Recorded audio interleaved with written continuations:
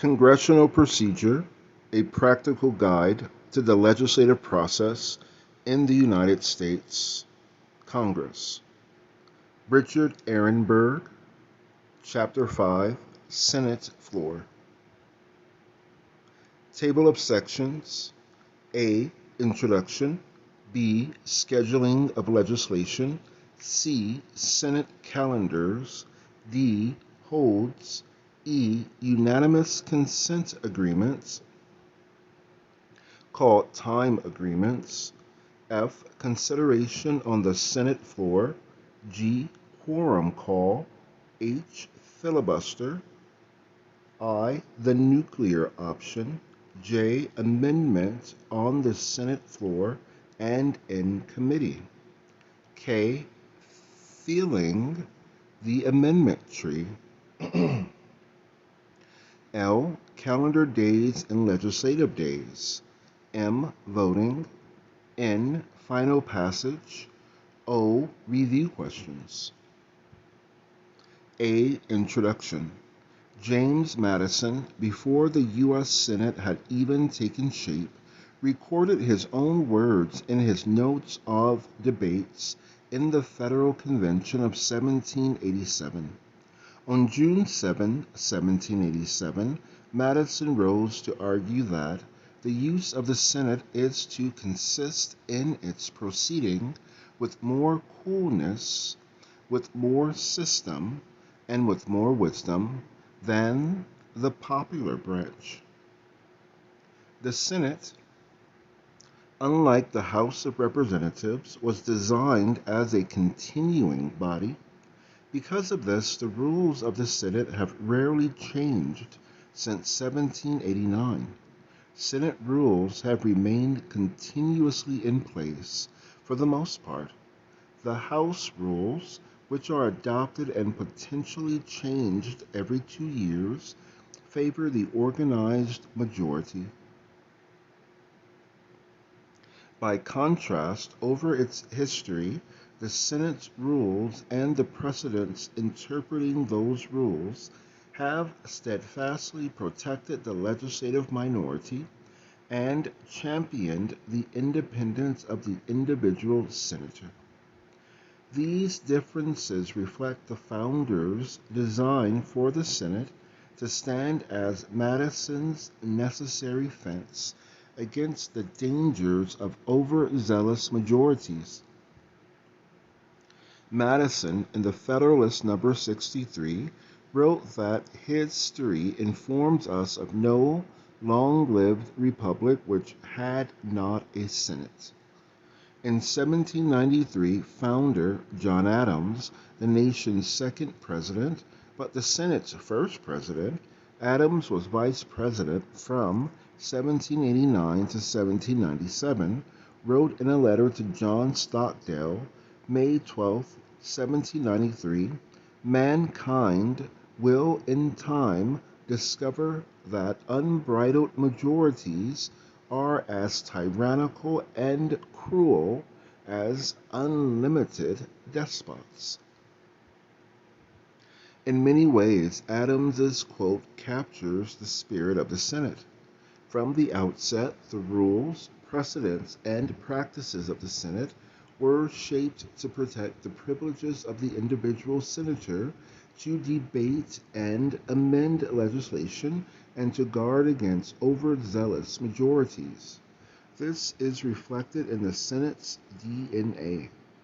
Even Thomas Jefferson, in a letter to James Madison, dated December 20, 1787, expressed concern.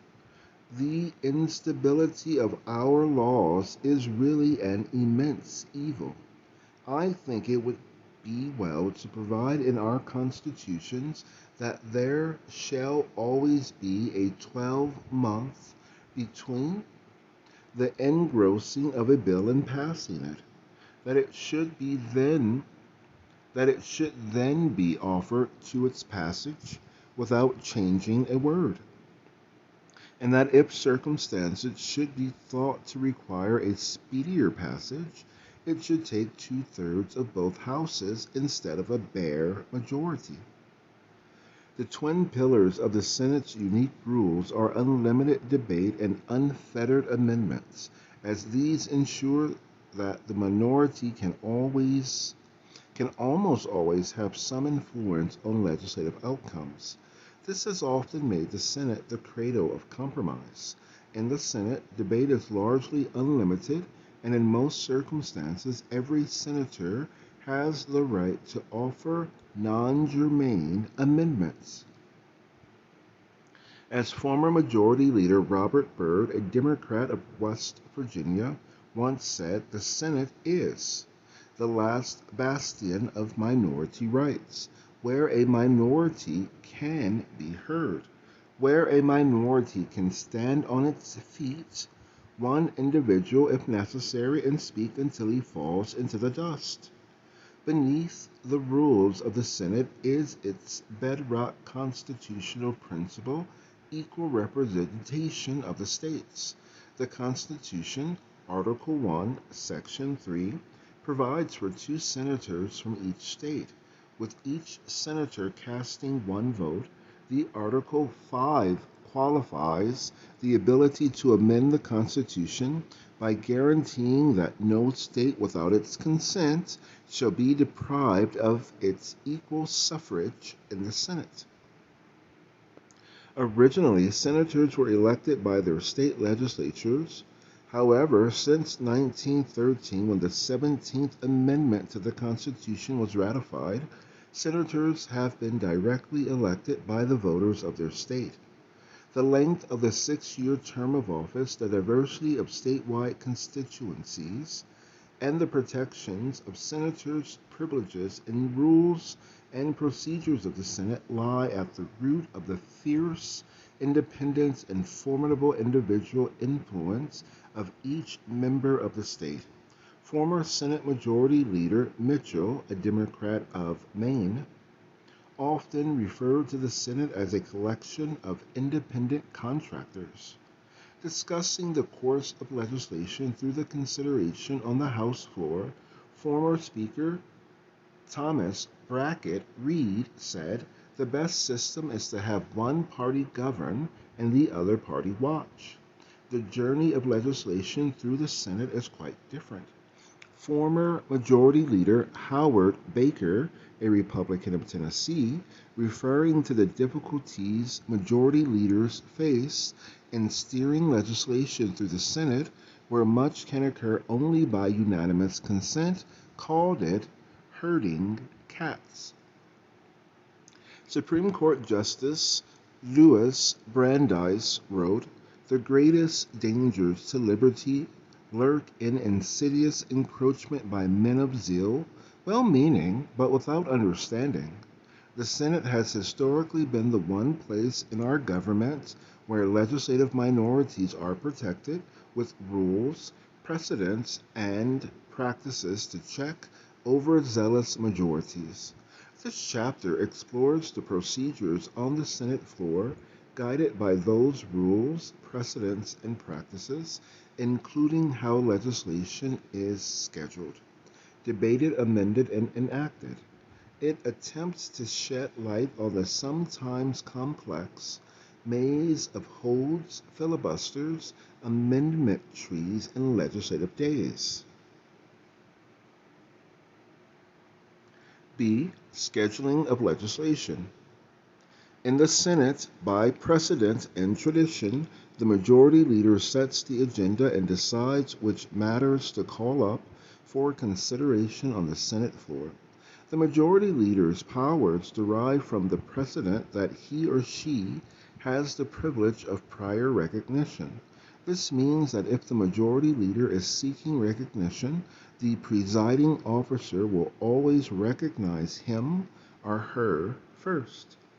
Matters available for consideration are listed on the legislative calendar, Senate calendar of business, or the executive calendar. See Chapter 5C. The majority leader brings a matter to the Senate floor from the calendar by taking one of 2 actions. The majority leader either moves to proceed to consider a matter or requests unanimous consent to take up the matter. In most instances, the motion to proceed to a legislative matter is debatable and therefore subject to a filibuster. Consideration of legislation on the Senate floor is generally more flexible than the House. Although the Senate has a set of formal standing rules and precedents that are often arcane and difficult to navigate, they are frequently set aside by unanimous consent. However, although the Senate's flexibility is often used to circumvent its formal rules, consideration of legislation on the Senate floor is sometimes complicated by unlimited debate and numerous and sometimes non-germane amendments. Individual senators, including those in the minority, wield considerable independent power, and often their scheduling needs will be accommodated by the leadership. However, because unanimous consent is frequently required in order to move forward expeditiously, and a single objection can prevent such an agreement, the majority leader is often forced to consult with the minority leader. This occurs on an ongoing basis, often at the floor staff level. The leadership may negotiate any manner of scheduling and consideration. Agreements are usually captured in unanimous consent agreements, sometimes called time agreements. See Chapter 5E.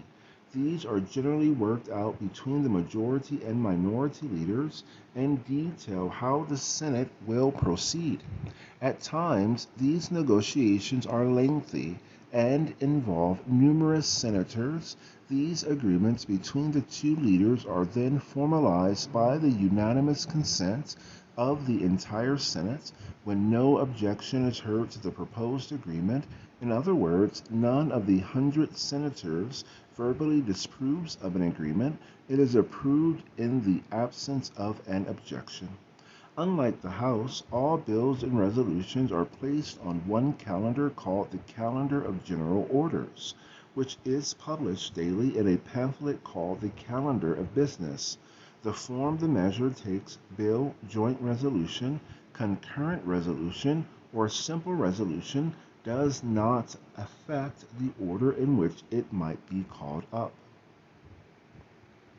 Senate calendars. There are two calendars in the Senate that are printed in separate pamphlet form each day the Senate is in session.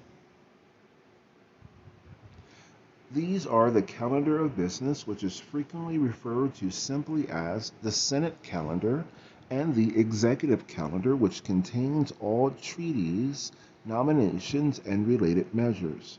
Senate Rule 8 provides for a daily call of the calendar of bills and resolutions, understood to be that section of the pamphlet titled Calendar of Business, labeled the Calendar of General Orders. Rule 7 makes a call of that calendar mandatory on Mondays. These are among the many provisions of the Senate rules regarding routine procedures that are regularly circumvented by unanimous consent agreements put forward by the majority leader or his or her designee. This is done because following the arcane Senate rules precisely, particularly at the outset of every daily Senate session, is difficult and time-consuming. The Calendar of General Orders lists every bill and joint resolution reported by the Senate committees and any measures that were directly sent to the calendar by a senator pursuant to Rule 14. See Chapter 2M. Measures are listed based in the order in which they are placed on the Calendar of General Orders. The Executive calendar lists all nominations and treaties available for floor action. In addition to its legislative responsibilities, the Constitution, in Article 2, Section 2, confers on the Senate the power to confirm major presidential nominees. See Chapter 8b. That is, all judicial nominees and nominees to many executive branch offices, promotions of military officers also are confirmed. The Senate is also charged with the power to ratify treaties. See Chapter 8d. By 2/3 of senators present, a quorum having been established, the Senate proceeds to measures listed on the Senate calendars either by unanimous consent to take up the measure or by a motion to proceed to it. Obviously, because unanimous consent requires the cooperation of all senators, a single senator can block the Senate from proceeding to the measure. A motion to proceed to a measure may be made by any senator. However, by Senate tradition, it is the majority leader who holds that privilege. Legislation that has been on the calendar for one legislative day, see Chapter 5J, is eligible to be brought up by a simple majority vote on a motion to proceed. However, a motion to proceed is generally debatable in the Senate, therefore debate is unlimited. Should a motion to proceed be filibustered, pursuant to Rule 22, a supermajority, 60 votes, would be required to invoke cloture and overcome the filibuster. Historically, filibusters on the motion to proceed were rare. Most senators saw the simple decision to take up a matter for debate and amendment as a routine step in the legislative process. However, as a consequence of increasing partisan polarization in the Senate, the minority party in recent Congresses has often sought to block motions to proceed to major legislative items that they oppose or simply to delay proceedings on the theory that all delay is good because it reduces the amount of legislation the majority party will be able to enact in any given session. By precedent, a motion to proceed to a matter on the executive calendar, nominations, or treaties is not debatable. It is the majority leader who makes the decision to seek a unanimous consent agreement, and the leader or his or her designee makes the motion and waits for the presiding officer to declare that there are no objections when it is made. Alternatively, a vote could occur, but it's generally not necessary. D. Holds. When the Senate Majority Leader intends to ask unanimous consent to take up a matter, advance notice is usually given to all senators. The principal way the Majority Leader's intent is communicated is by the use of a hotline, originally a telephone line connected to each office. Hotline messages are now sent via email through the party's cloakrooms. Hotline messages are usually addressed immediately. This notice provides the opportunity for senators to object to the consideration of a matter, legislation or nomination, or treaties, for example. If a senator has an objection, this is communicated to the leadership staff of the senator's party. An objection implies the unanimous consent. An objection implies that unanimous consent will not be granted, and further that extended debate would likely occur if the majority leader were to move to proceed to the matter. It is not uncommon for senators to object in response to hotline requests. The threatened objections are referred to as holds. Holds are rooted in the traditions of senatorial courtesy and do not appear anywhere in the Senate rules. By Senate tradition, the majority leader shows deference to these holds. Senators are supposed to notify their respective leadership of holds in writing. As a practical matter, many such notifications are conveyed orally. Some holds are actually anonymous. Leadership has traditionally honored the request for anonymity. In recent years, however, efforts have been made to end the practice of these secret holds. In 2007, senators were required to place a notice of intent to object in the congressional record within 6 days of Senate session. In 2011, that period was tightened to 2 days.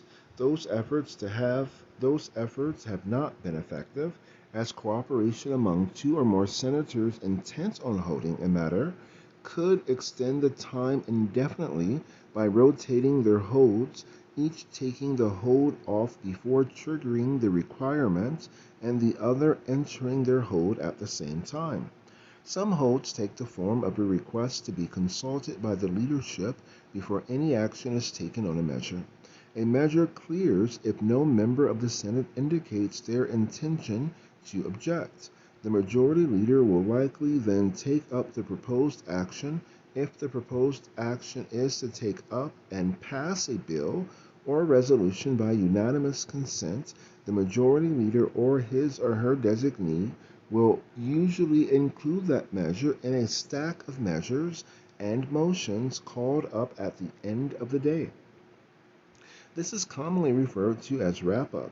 If the proposed action is to move to proceed to a matter on the calendar, the majority leader, once it is cleared, knows he or she can schedule that measure with confidence that at the time it is offered, the motion to proceed will be agreed to by unanimous consent. It is ironic that successive majority leaders have complained about the excessive use of holds, when it is the majority leader who may, at any time, refuse to honor a hold. E. Unanimous consent agreements, time agreements. Most major pieces of legislation are considered in the Senate under unanimous consent agreements, frequently referred to as time agreements.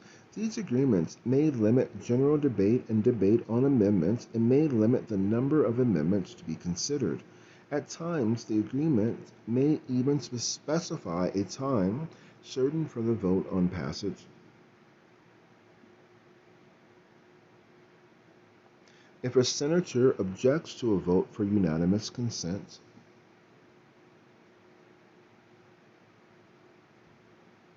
to proceed to a measure, the majority leader may engage in negotiations with all interested parties. The majority leader may decide, however, that it will be too difficult and time-consuming for the Senate to overcome objections. In such cases, the majority leader may choose to abandon plans to consider that measure at that time. The majority leader may also use an alternative way to proceed to the measure, called a motion to proceed. Most often, a motion to proceed to consideration of legislation on the calendar is made after an objection has been made to unanimous consent to take the matter up. The motion to proceed raises its own difficulties as it is debatable in most circumstances, making it subject to unlimited debate. Ending the debate and precluding a filibuster therefore may require a cloture vote, a 3/5 vote of the senators duly chosen and sworn, 60 votes. Even if cloture is adopted on a motion to proceed, there can be up to 30 hours of consideration before a vote occurs on that motion to proceed, and this is simply to proceed to consider the legislation, not pass it. Only after the motion to proceed is adopted can the Senate begin to debate and amend the bill or resolution. Negotiations to reach a time agreement on debate on a bill or resolution can be extensive and involve many senators.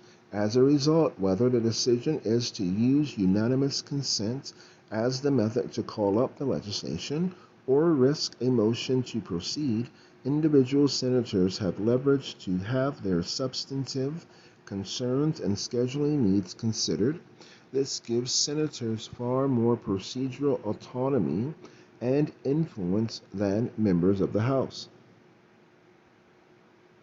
Although it is frequently noted that Senate tradition and precedents put the majority leader in charge of the agenda, as a practical matter, the majority leader can rarely act to take up any controversial measure without consultation with the cooperation from the majority leader.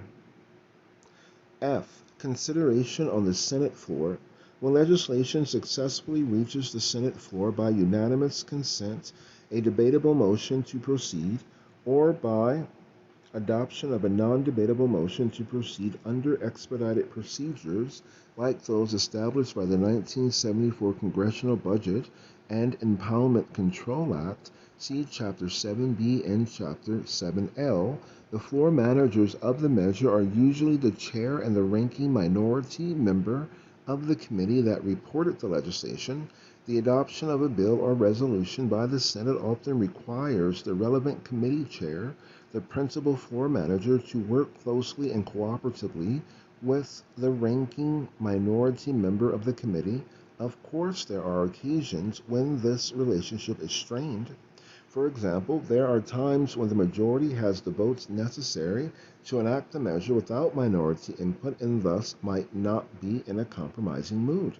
At other times, this occurs because the majority chooses to do so or because the minority refuses to cooperate, though it is often unclear which it is, or which is which. A prominent example where relationships broke down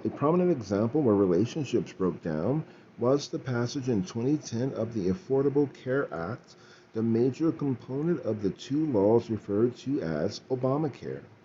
60 Democratic senators voted both for cloture to end debate and then for passage.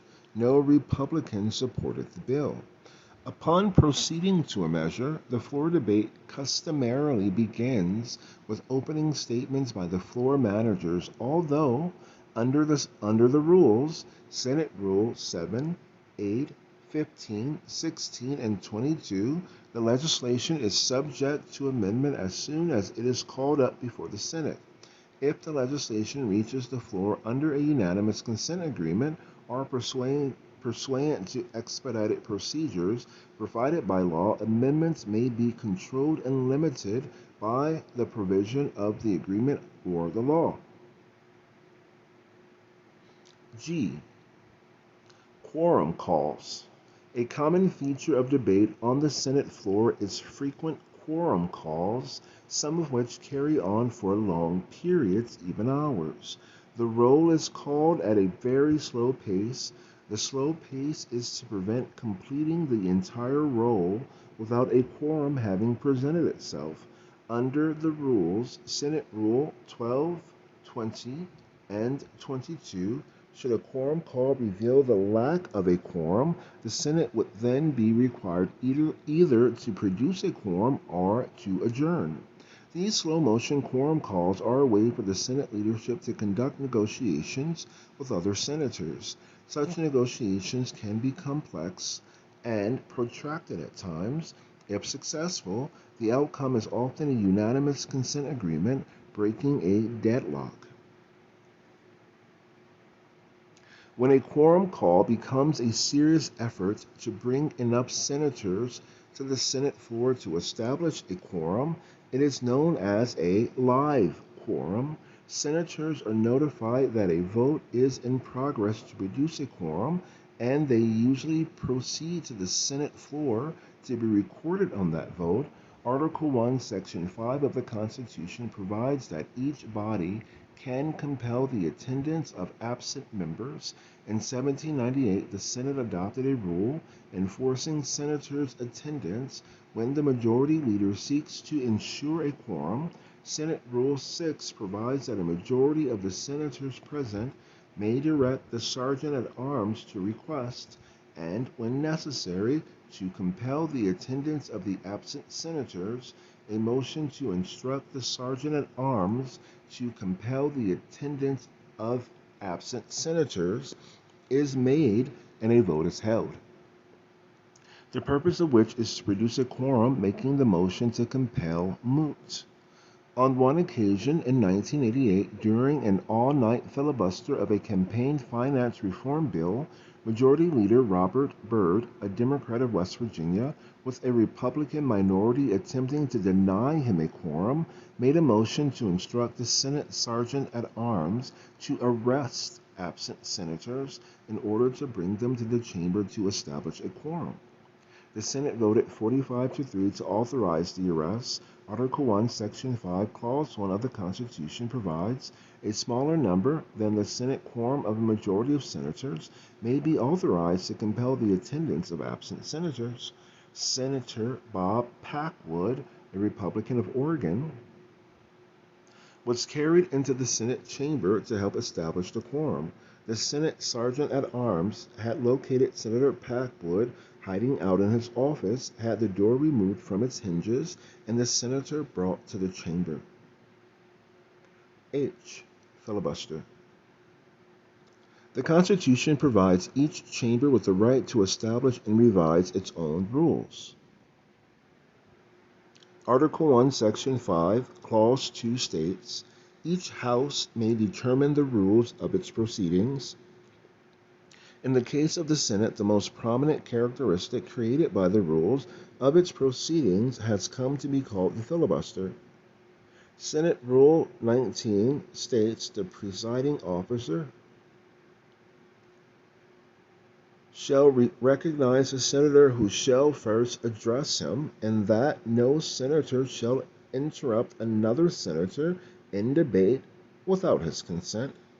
This rule, combined with the absence in the Senate rules of a previous question motion, a motion to end debate and vote on the matter before the body, assures that each senator has the privilege of unlimited debate and that the minority has leverage.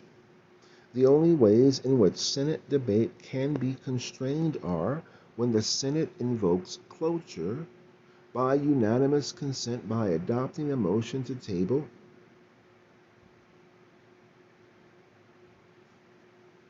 which defeats the question, or when the Senate is operating under expedited procedures contained in laws like the 1974 Budget Act. Rule 19 also states that no senator shall speak more than twice upon one question in debate on the same legislative day without leave of the Senate. This is the so-called two-speech rule. The two-speech rule has not proven to be an effective way to break a filibuster because the any one question has been interpreted in such a way that a senator who makes a motion or offers an amendment is then able to make two speeches on those matters. As a result, a senator or group of senators may delay action on an amendment or the legislation itself or block them entirely. Any matter subject to a limited debate under the Senate rules may be filibustered.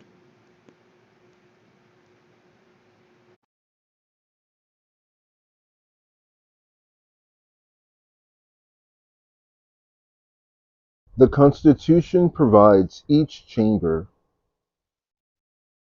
with the right to establish and revise its own rules.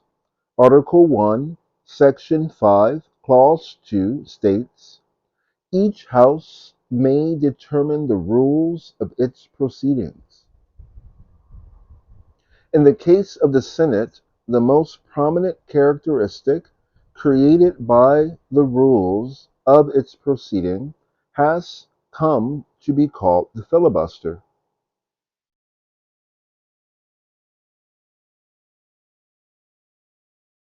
Senate Rule 19 states, the presiding officer shall recognize the senator who shall first address him, and that no senator shall interrupt another senator in debate without his consent.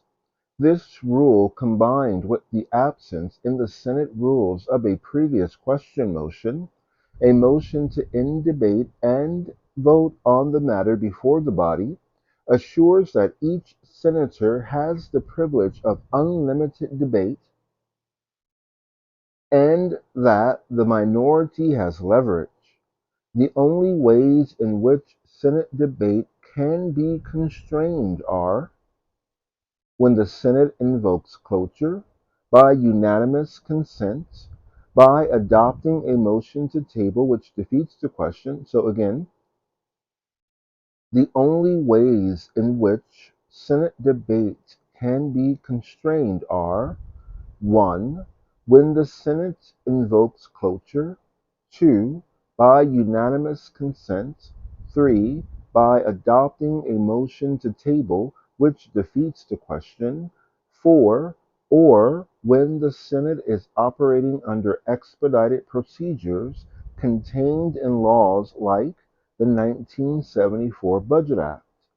Rule 19 also states that no senator shall speak more than twice upon any one question in debate on the same legislative day without leave of the Senate.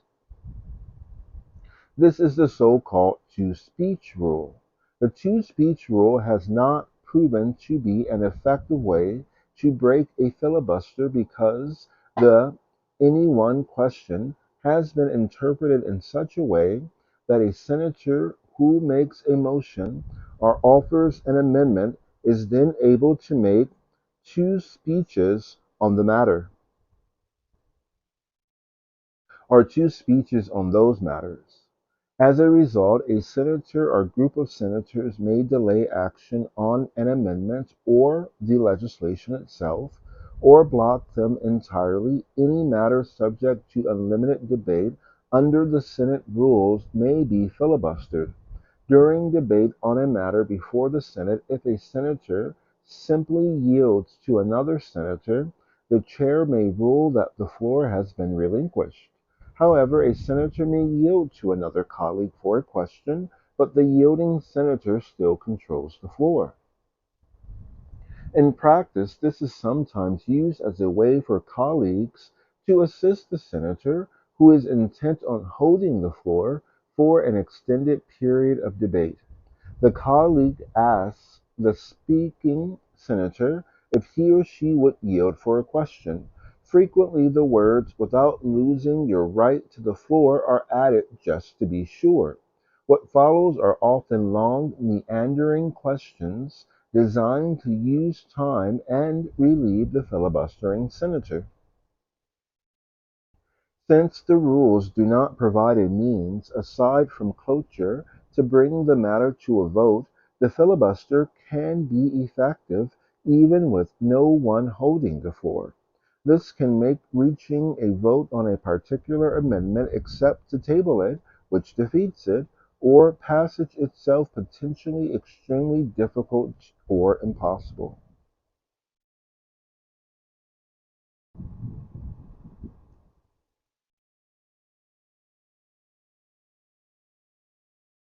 Cloture, under Senate Rule 22, requires a vote of three-fifths of senators duly chosen and sworn to end debate. 60 votes when the Senate has its full 100 members. The process to invoke cloture originates with a cloture motion, signed by at least 16 senators. The cloture vote automatically occurs under Senate Rule 22. 1 hour after the Senate has convened on the second calendar day on which the Senate is in session after the cloture motion is made.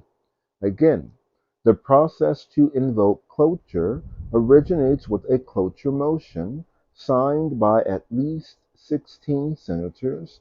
The cloture vote automatically occurs under Senate Rule 22 1 hour after the Senate has convened on the second calendar day on which the Senate is in session after the cloture motion is made.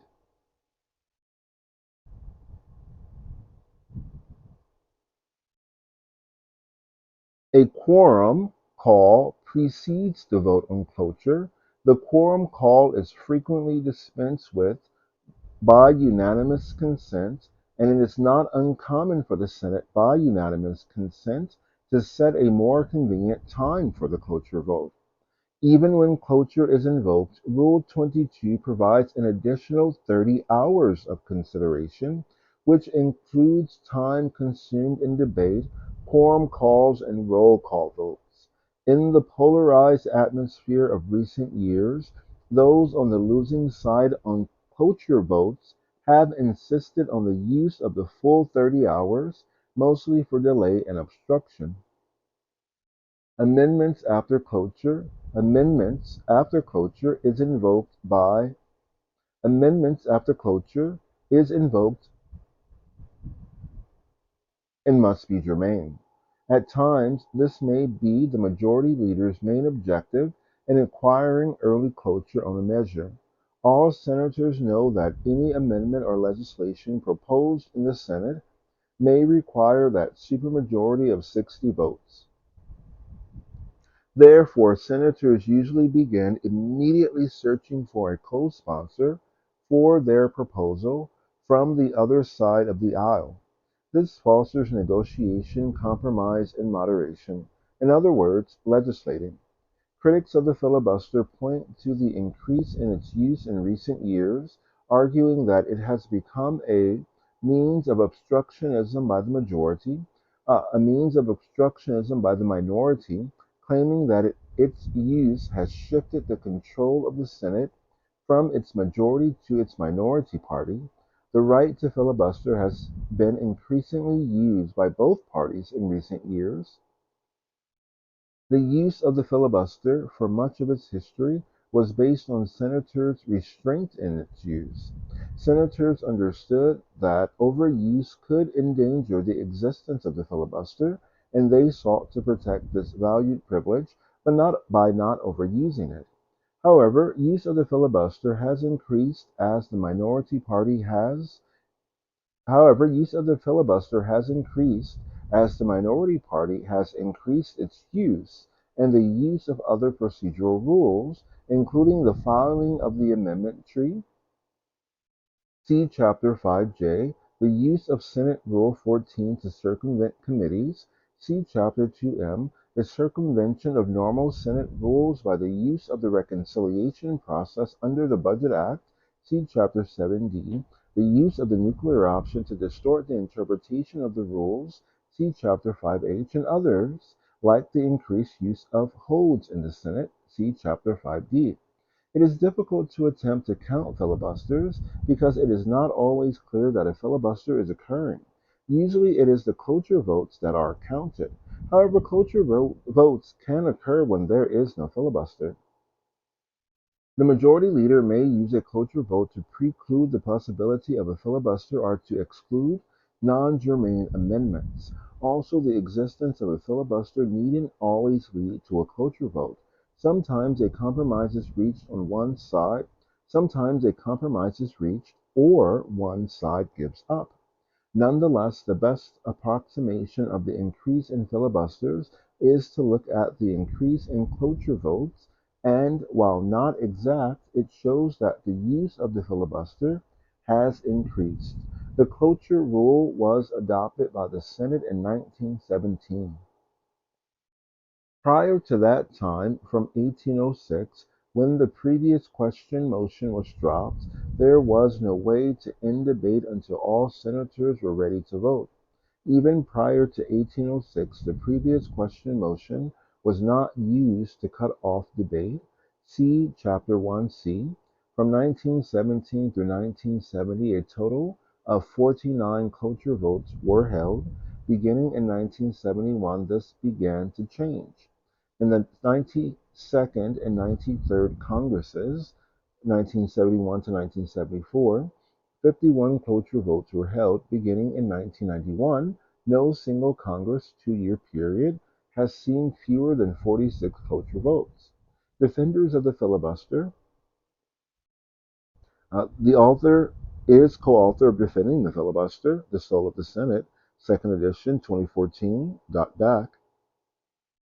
Defenders of the filibuster argue that the solution to excessive partisanship and the deterioration in the bipartisan comity of the Senate is not to rewrite Senate rules. They say that eliminating the filibuster, in fact, would worsen the polarization. They point to the role of the filibuster as a protection of minority rights and a force for consensus building. There are two exceptions to the 60-vote requirement in the Senate's rules and precedents regarding cloture. First, when the Senate is considering a change in its standing rules, cloture can only be invoked by a two-thirds vote, a quorum being present.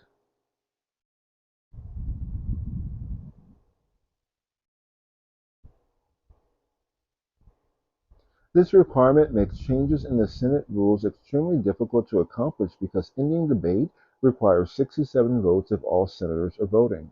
Second, cloture, ending debate on the confirmation or executive branch or judicial nominations requires only a simple majority vote under precedents established in 2013 by Senate Democrats and in 2017 by Senate Republicans using the nuclear option. See Chapter 5.1. The simple majority threshold is frequently misunderstood to mean 51 affirmative votes or 50 votes plus the deciding vote of the vice president. Actually, as the Senate parliamentarian has interpreted in 2013 and 2017, precedence cloture could be invoked by a plurality of the Senate, provided a quorum is present. In theory, this could be as few as 26 votes required to invoke cloture or confirmation of a nomination. Chapter 5, Section I, the nuclear option.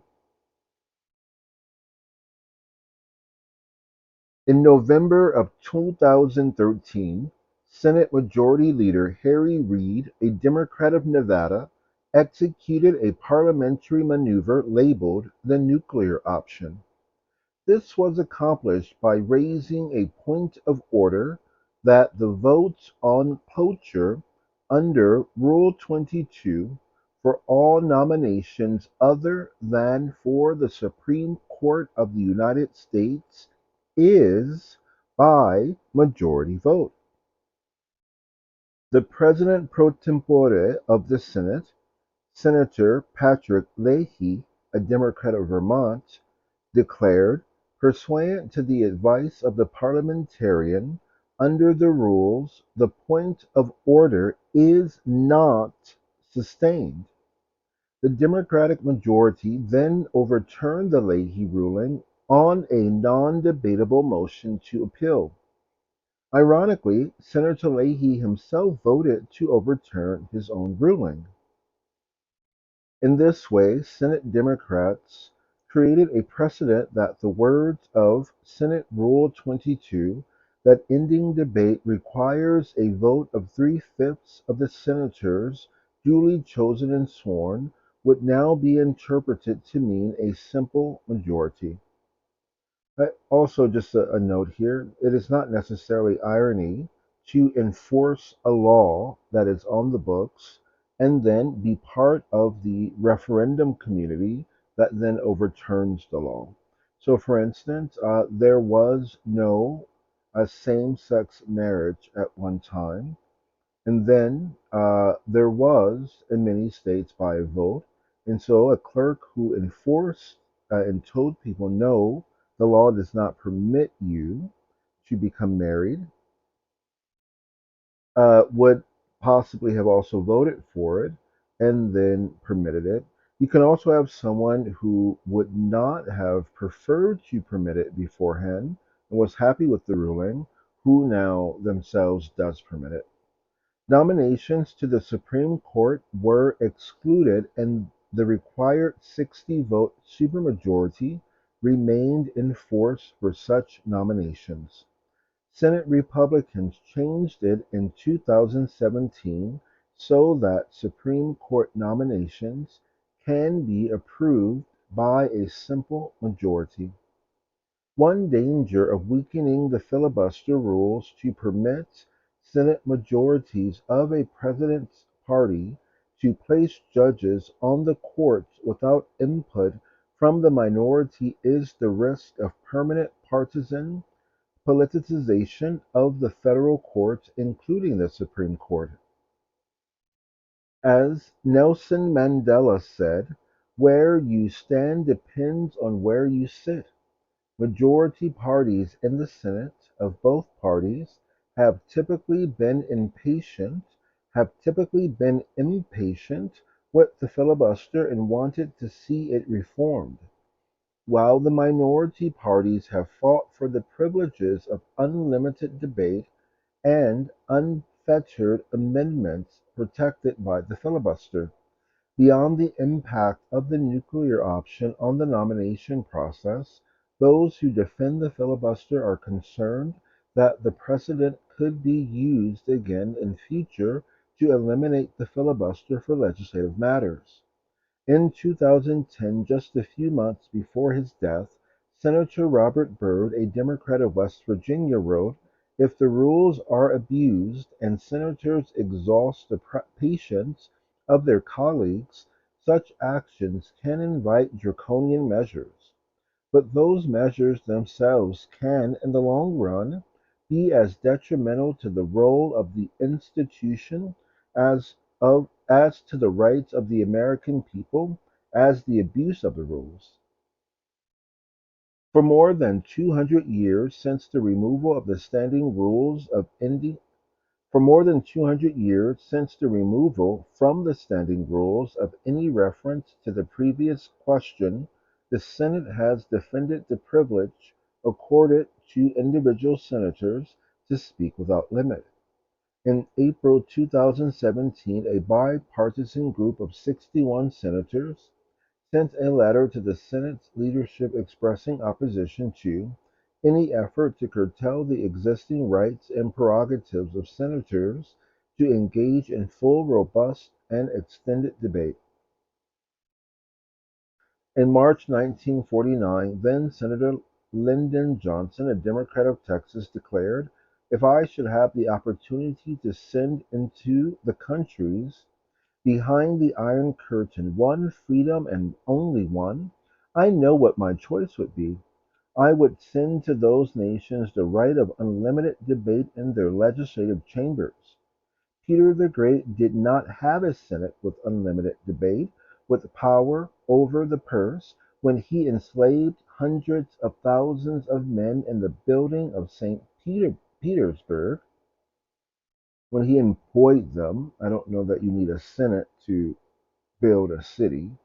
If we now in haste and irritation shut off this freedom, we shall be cutting off, and I can filibuster too if I like, we shall be, because he's a relative of mine, we shall be cutting off the most vital safeguard which minorities possess against the tyranny of monetary majorities. Not Lyndon Johnson.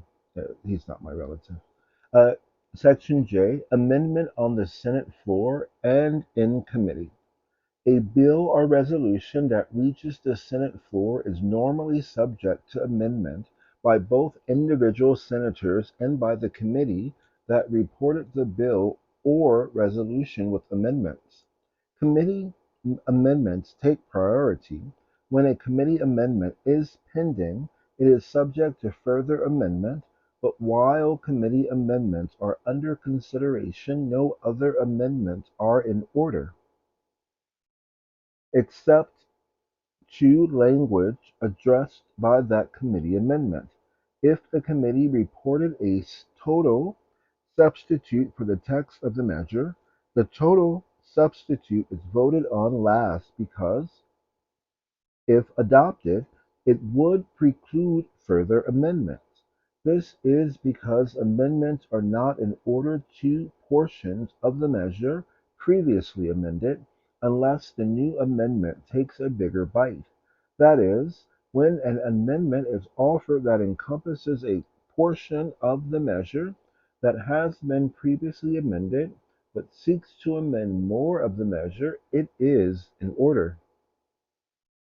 Committee amendments are often adopted by the Senate by unanimous consent. Consent may also be given to consider the committee amendments as original text. This means that further amendment to parts of the measure, or all of it if a committee total substitute was adopted, would be considered in the first degree. See Chapter 5, Section I. The number of amendments, whether amendments are required to be germane, and even which specific amendments may be the only ones in order, can be the subject of a unanimous consent agreement governing debate and amendment on a particular measure. Absent a unanimous consent agreement or cloture, debate on amendment is not limited. So it's like playing Monopoly or playing Cards Against Humanity or playing Jenga. And either you follow the rules as they are in the box given to you, or you come up with an agreement temporarily to suspend those rules, or at least within those rules, do other things that you would otherwise not be able to do under the rules, or limit things that you would be able to do under the rules. The amendment need not be germane, strictly related by subject matter to the bill. Non-germane amendments are often referred to as riders. Also, non-germane amendments adopted in the Senate can raise significant problems with the House as the House requires amendments to be germane. When conferees meet, see Chapter 6, to work out the differences between House passed and Senate passed versions of a bill, the House often insists that non-germane provisions be dropped by the Senate, which can be a sticking point for reaching agreement. There are exceptions under Senate Rules 16 and 22, and the Congressional Budget and Impoundment Act, Section 305B, where germaneness is required. For example, appropriations bills, measures under the Budget Act, and after cloture has been invoked by the Senate, on occasion a germaneness requirement may be imposed by unanimous consent when germaneness is required in the Senate. Precedents impose a stricter standard than in the House. Amendments are either in the first degree, meaning it changes the text of the measure before the Senate, or in the second measure, meaning it amends the text as the first degree amendment. No third degree amendment is in order. A perfected amendment, if adopted, changes the text of the measure to which it is offered. Substitute amendments, by definition, replace all available text with new language. After adoption of an amendment, a senator invariably moves to reconsider the vote. This motion to reconsider is normally routinely made by a senator, but the prevailing side or one who did not vote and immediately tabled, thus killing the possibility of a revote on the matter if the motion to reconsider were to be adopted. The Senate would vote again as on the original matter. In the Senate, different amendment trees are possible based on the form of the initial amendment offered and pending. One tree is designed for motions to strike and insert, another for a motion to insert, third for a motion to strike, and a fourth for a motion to strike all the text of a measure and insert completely new text, which is a complete substitute for a measure. K. Filing the amendment tree. The Senate amendment tree is considered more complex than in the House. Under the most complex scenario, which only occurs under limited circumstances, and if all of the amendments are offered in a particular order, there could be as many as 11 amendments pending in the Senate at the same time. Highly complex trees are rare. Amendments are added to the tree in the order they are offered, and they are voted upon in the reverse order of their submission. However, the practice of purposely filling, or however, the practice of purposely fouling the amendment tree by the majority leader has I think it is. However, the practice of purposely filling the FILLING, the amendment tree by the majority leader has become more frequent in recent years. Like the House amendment tree, the Senate amendment tree is a diagrammatic depiction of the types of amendments and the numbers of amendments permitted to be simultaneously pending in the Senate at any given time and parliamentary situation. Four charts printed in the published precedents and practices compiled in Riddick's Senate Procedure depict possible trees in the Senate. The most recent edition was prepared and edited in 1992 by former Senate parliamentarian Floyd Riddick and Alan Fruman.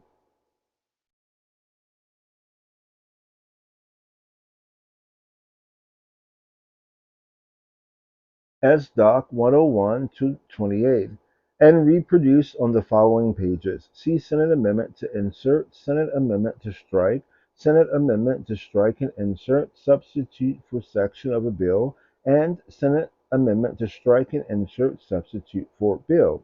As in the House, amendments, even if otherwise in order, may be constrained by the absence of room on the amendment tree. Also, the tree indicates the order that amendments, if offered, are voted on.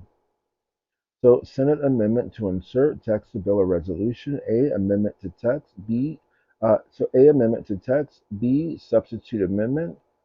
C, perfecting amendment. Then there's first degree, second degree, and second degree.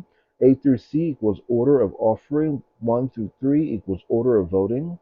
This is Congressional Procedure, Chapter 5K. Sealing the Senate Amendment Tree, copyright 2018 by the Capitol, uh, THECAPITOL.NET, Inc., all rights reserved, tcncpam.com. Sealing the amendment tree describes purposely offering a sufficient series of amendments one after the other to occupy each branch of the tree. Once this occurs, no further amendments are in order unless and until an amendment is disposed of by the Senate. The amendments occurring the amendments occupying the tree may be disposed of if the Senate votes to adopt or defeat the amendment or the amendment is tabled, killing it. Amendments can also be withdrawn or removed by a point of order sustained by the presiding officer. In theory, any member of the Senate could fill the tree by offering a series of amendments designed to occupy all the branches. As a practical matter, due to the majority leader's right of prior recognition, it is only the majority leader who can be assured of being repeatedly recognized by the presiding officer and holding the floor to offer the sufficient number of amendments to fill the tree. This is because when a senator is offered an amendment, he or she loses his or her right to the floor. Only the majority leader can be certain of being recognized again immediately to offer another amendment. Senate amendment to strike, text proposed to be stricken. A, first degree substitute amendment. B, second degree substitute amendment. C, second degree perfecting amendment. D, first degree perfecting amendment. E, second degree substitute or perfecting amendment. Uh, but it seems the order is, well, try to find this Senate amendment to strike. 1, second degree substitute or perfecting amendment. 2, first degree perfecting amendment. 3, second degree perfecting, first, once again, 1, second degree substitute or perfecting amendment. 2, first degree perfecting amendment. Then the text proposed to be stricken. A, first degree substitute amendment. Uh, or then 3, perfected amendment. 4, substitute amendment. 5, substitute amendment. Please go to the parliamentarian. A through E, order of offering to get all of the above amendments before the Senate. 1 through 5, order voting. When wielded by the majority leader, this can be a powerful tool to deny the minority the ability to offer any or few amendments. On occasion, the majority leader will fill the tree as a way of completely controlling the flow and timing of amendments, allowing only those he or she approves. By asking unanimous consent to temporarily set aside the amendment on the outermost branch of the tree, the majority leader may permit approved amendments to be considered. In this way, the majority leader becomes the gatekeeper. When filling the amendment tree is combined with the filing of a cloture motion, the leader can attempt to both cut off debate and limit amendments on the measures. So Senate amendment to strike and insert, substitute for a section of a bill. A through D, order of offering to get all of the above amendments before the Senate. 1 through 4, order of voting. The ability to offer amendments is one of the pillars of the protections of minority rights in the Senate.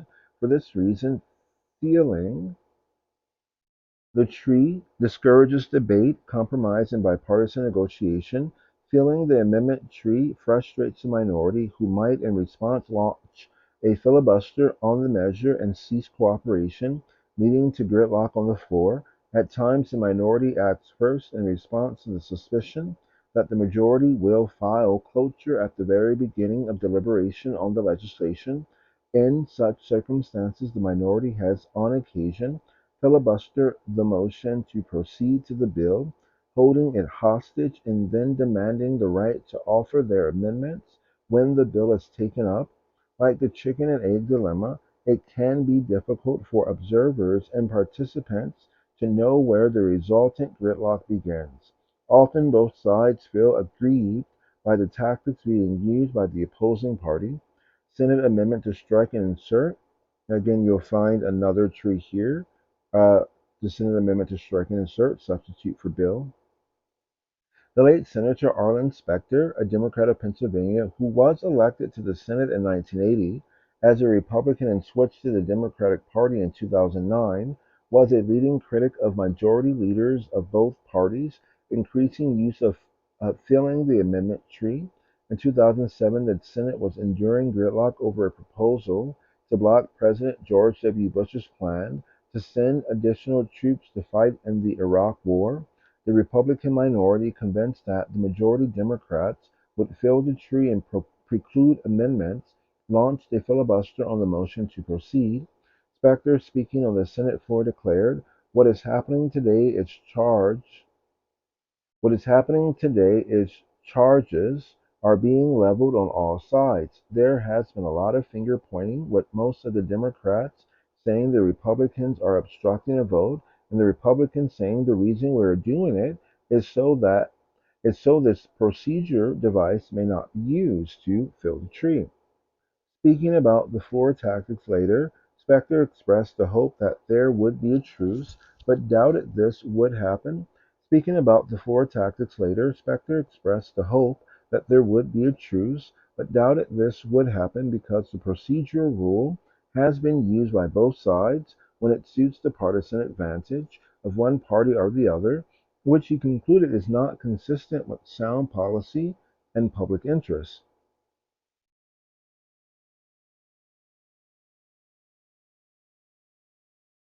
On another occasion, complaining about then Majority Leader Harry Reid's, a Democrat of Nevada, Harry Reid's use of filling the amendment tree to block Republican amendments on a bill to control climate change, Specter declared, "The American people live under the illusion that we have a United States Senate. The facts show that the Senate is realistically dysfunctional. In the past, filling the amendment tree was used sparingly, usually as a way to temporarily block amendments to encourage or force the minority leader to negotiate with the majority leader on a time agreement to limit amendments to the measure. According to a Congressional Research Service study, uh, Christopher M. Davis, Congressional Research Service memorandum, instances in which opportunities for floor amendment were limited by the Senate Majority Leader or his designee, filling or partially filling the amendment tree, 1985 to 2015, June 29, 2015, accessed March 9, 2018, https www.dpc-c.senate.gov /files/documents/trees by instance 07292015.pdf back. Between 1985 and 2015, no leader filled the amendment tree more than Democrat Reid D. Nevada, who served as Senate Majority Leader for 2007 from 2007 to 2015, who filled the tree 95 times. In 2013, the Senate adopted a standing order which has the force of a Senate rule for the 113th Congress only that sought to protect the minority's ability to offer at least two amendments at the beginning of consideration of a measure. In the face of continued battles over Senate procedures, the standing order has not been renewed in succeeding Congresses. 5L. Calendar days and legislative days. Several Senate rules include a period of days when an action may occur, some specified calendar days. For example, Senate Rule 13 governing motions to reconsider reads, when a question has been decided by the Senate, any senator voting with the prevailing side or who has not voted may, or on the same day or either of the next 2 days of actual session thereafter, move a reconsideration, emphasis added. By precedent, the Senate interprets that language to mean a calendar day, which is a normal 24-hour period. See Chapter 8.1. Other rules refer specifically to or have been construed to mean a legislative day. For example, Senate Rule 8, which details the order of business, states all motions made during the first 2 hours of a new legislative day to proceed to the consideration of any matter shall be determined without debate. A legislative day starts when the Senate convenes after an adjournment and continues until the Senate next adjourns. This means that a legislative day can last for a number of calendar days, or even weeks or months if the Senate ends one or more successive daily sessions by recessing rather than adjourning. Because the Senate Rule 4, 7, and 8 provide for a number of burdensome procedures at the outset of each legislative day, the majority leader frequently before adjournment requests unanimous consent to dispense with these procedures for the next legislative day. Without that consent, the majority leader may seek to recess the Senate rather than adjourning, thus keeping the Senate in the same legislative day. For example, then Majority Leader Robert Byrd, a Democrat of West Virginia, kept the Senate in one very long legislative day from January 3rd to June 12th in 1980. Historically, some proponents of changing the Senate rules to eliminate or curtail filibusters have adopted the view, referred to as the constitutional option, that the Senate has the constitutional right to end debate, to change its rules by simple majority at the outset of each session of the first legislative day. The Senate, which considers itself a continuing body and therefore does not adopt its rules at the beginning of each Congress, see Chapter 1, Part G, has never accepted the first day argument. However, at the outset of the 112th Congress on June 3, 2011, because the proponents of the constitutional option feared that adjourning until January 25th, after the Martin Luther King holiday, would prejudice their chance to prevail, the Majority Leader Harry Reid, a Democrat of Nevada, agreed to recess the Senate. Under the Senate rules, by recessing rather than adjourning, the Senate remained in the same legislative day as distinguished from a calendar day. This meant that when it returned, the Senate would remain in its first legislative day, thereby leaving open the question for the Senate of whether to change its rules by exercising the constitutional option. The Washington Post called it recessing rather than adjourning, a parliamentary trick to leave the chamber in a state of suspended animation. Senate in long recess as leaders seek to rein in Democrats' filibuster rebellion by Paul Kane, The Washington Post, June 22, 2011. Voting. The Senate conducts votes by three methods: roll call, often referred to as the yeas and nays, voice, and division. Senate Rule 12. Any senator may request the yeas and nays if the request is seconded by a sufficient number of senators, one-fifth of a quorum, at least 11 senators. The presiding officer will state that the yeas and nays are ordered. When the debate on the matter is concluded, the roll is called. A roll call vote is generally limited to 15 minutes, although an additional 5-minute grace period is customary, and the vote may be held open for a longer period at the discretion of the majority leader to accommodate senators having difficulty getting to the floor on time. When many votes are scheduled in a stack, the period for voting is often reduced by unanimous consent to 10 minutes.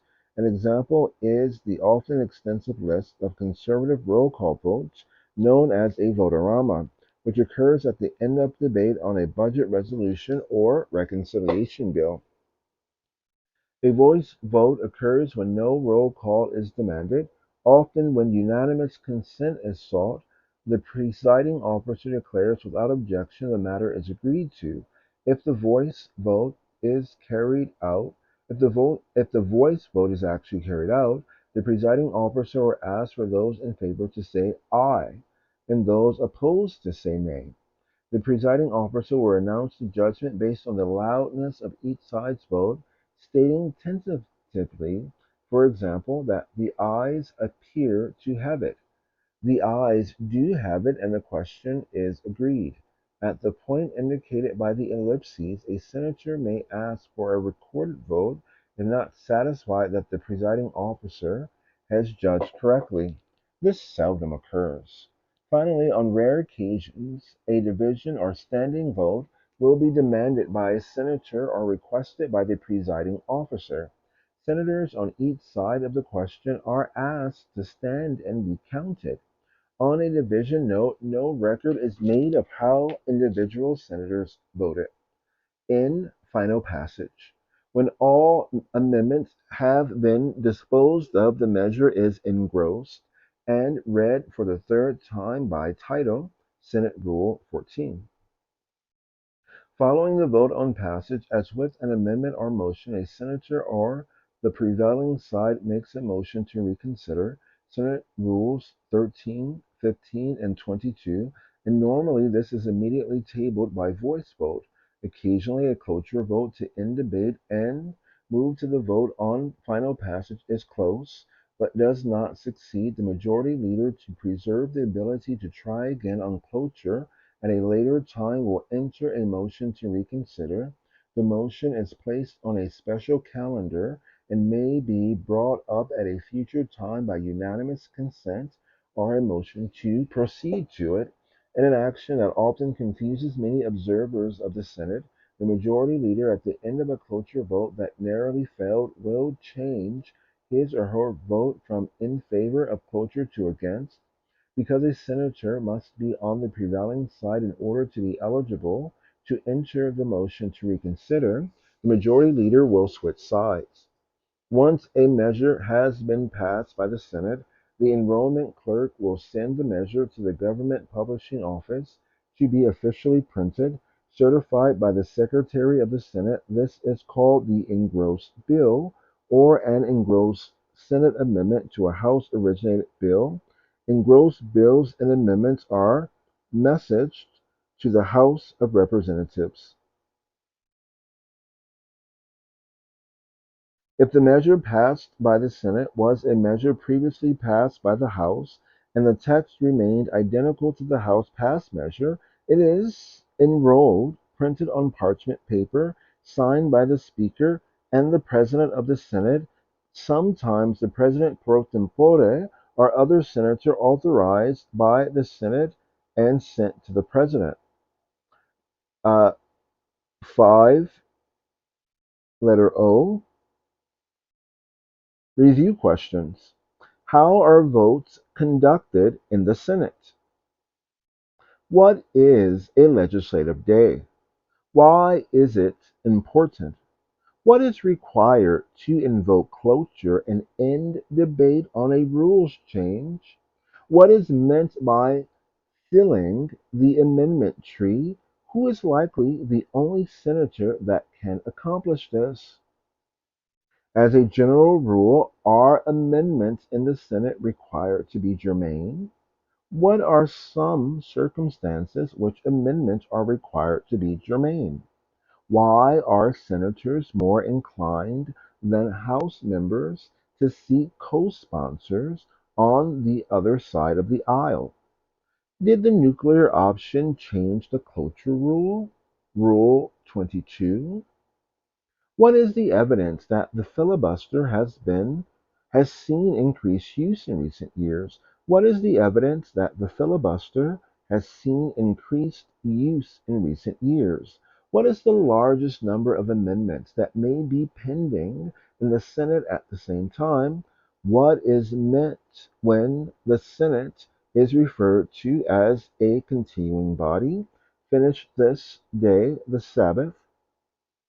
But before it begins, at 12:50 p.m., Los Angeles, California, Friday, February 3rd, 2023. However, in the hometown now, or where she lives, of the Senate President, Vice President Kamala Harris, and I began this in the on the university campus, the alma mater of the President pro tempore, who is Senator Patty Murray of Washington State, both Democrats.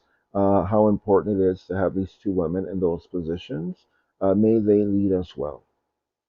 Christopher Robert Neal, Juris Doctorate. Athabascan Inuit, cousin of the Navajo, and Austrian